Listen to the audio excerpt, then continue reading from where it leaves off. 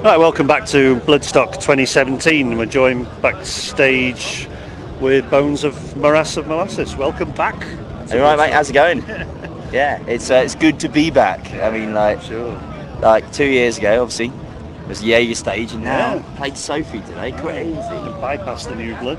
Yeah, pretty much. that was the thing for us. We presumed we would be New Blood next, but then we went straight to Sophie. We were like, oh, that's good.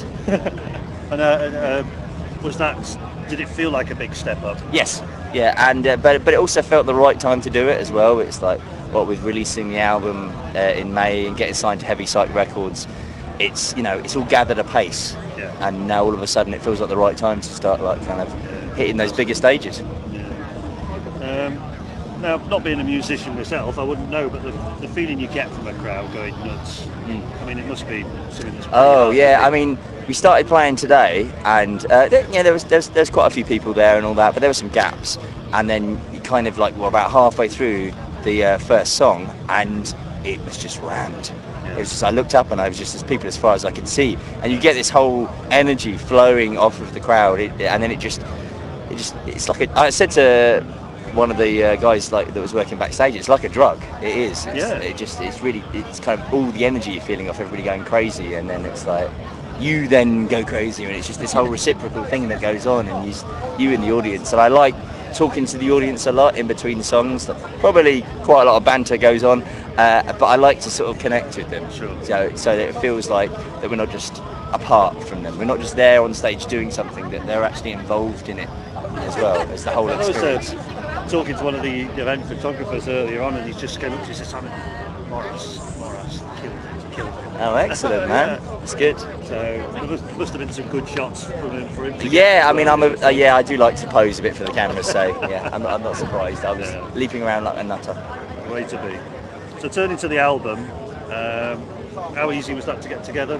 Well, the album was a bit of a labour of love, to be honest with you. It took us in total a year to finish, and then because obviously initially when we were in the studio recording it was completely funded by the band itself. We didn't have a label behind us at that time, and so all of the money from it was coming from the band, and so we were literally earning money from touring and then putting that into the studio time, and so it was a more protracted thing than, say, if somebody had just chucked a load of money at us kind of thing.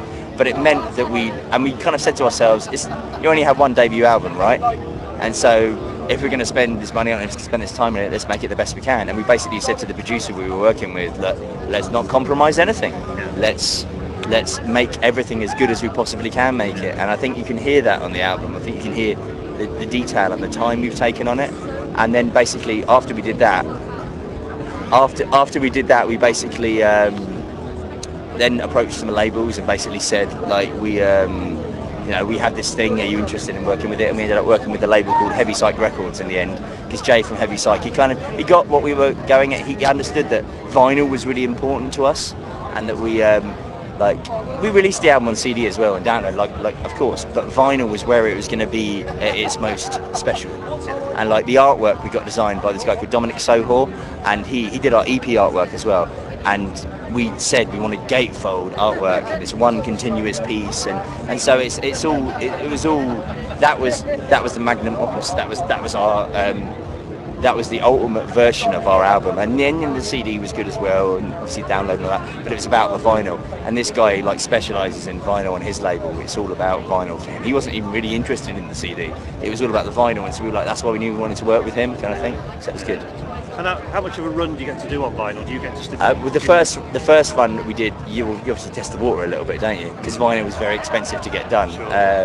And the deal that we ended up striking with Heavy Psych, they now have, as far as I know, sold out of all of their units that they had as a label, and we still have some as a band that we obviously sell when we're touring and stuff like that. But just literally before we came to Bloodstock, the CD sold out as well.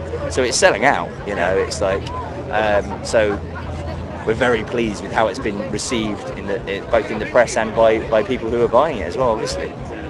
No, as you say, it was a labour of love.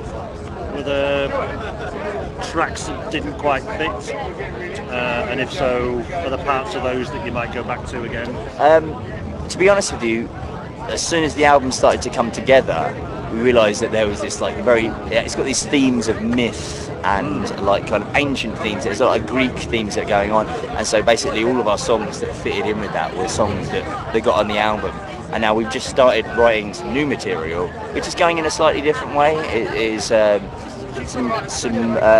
less the subject matters. I feel like I've gone through a progression as a songwriter. I feel like the first EP I wrote about all these historical disasters, and I wrote about them from a third person perspective, like almost as if I was there, and like tried to understand what was going on. And it was an easy way for me as a songwriter to write songs about things that interested me, but like kind of it was like an easy introduction, if you like, because I've never sung lead in a band before, so this is my first time, so I was working out how I write songs. Then the album, things became much more about myth and about like really kind of themes that we all understand, like lust and greed and jealousy and vengeance and those things, but in a mythic setting. And now the new stuff we've started to work on is much more about my direct personal experiences. So some of the songs are about literally things that have happened to me, and I still have the way I write the songs is still familiar to like the way I wrote those other things, but they've become a lot more personal now. They're like, I've become braver, I think. I'm much more prepared just to write a song about something that's happened to me, rather than using these kind of devices which I used in the past, which were like kind of enabling me to approach things a little bit easier. So was that hard then to sort of open up?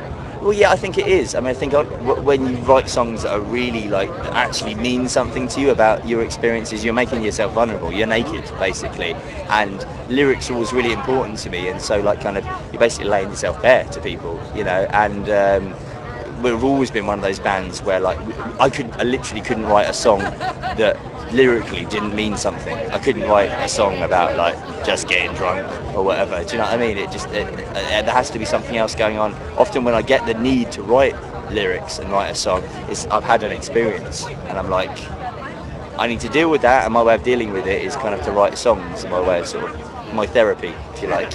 But how far back do you go then? Yeah, well, I mean, it all depends, because it's a hard thing to explain, but sometimes you're writing some music and then you're just thinking these thoughts about something that's going on and it just clicks. That's like the only way I can explain it, really. And then you're going through a thought process at the time, in this particular sort of way of feeling or this experience that you've had is just you're very in that zone. When you're in that zone, then you write that song, and then like kind of, and hopefully, because they are kind of personal experiences, but they're things that probably happen to other people as well. Then when other people hear those songs and understand those songs, they'll like kind of get on board with it, connect with it, which is ultimately what you want. You know, that's the reason I write songs. I want to connect with people. So what's next for the band then after Bloodstock now? After Bloodstock, we're writing new material, like I say. Obviously, we just talked about that, and then basically we are, until the end of the year, we pegged that.